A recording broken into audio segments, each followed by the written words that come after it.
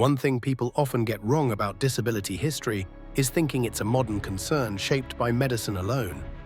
But what if I told you empires once deliberately redrew the definition of who counted as able or disabled to uphold their authority?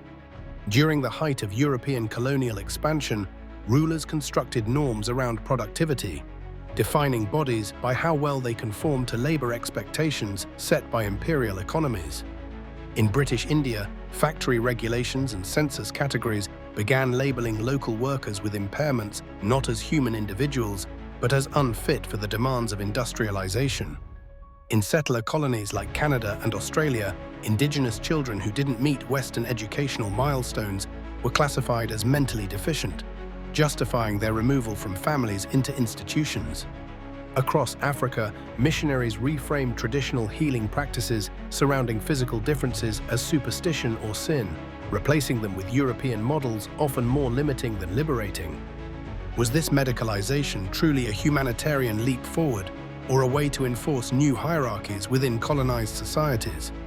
Disability became not just a condition, but a legal category that limited access to land ownership, education, or mobility under newly imposed bureaucratic systems. How much of our current language around inclusion still echoes these colonial frameworks in systems we engage with today? In many post-colonial nations today, accessibility is framed entirely through imported standards while marginalizing long-standing community-based methods of care. Is the wheelchair ramp progress if older traditions saw difference not with pity but with reverence, reflecting society's collective values over time? Modern global development programs often tie aid for disabled groups to compliance with neoliberal goals, prioritizing job placement before dignity and visibility before sovereignty. Are we propping up outdated systems by exporting one-size-fits-all definitions of ability based on empire-grown templates, challenging established notions of what capability means?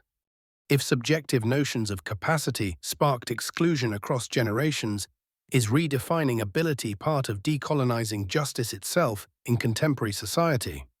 What would society look like if everyone judged value not by function but by presence, shifting how we reflect on the history of disability?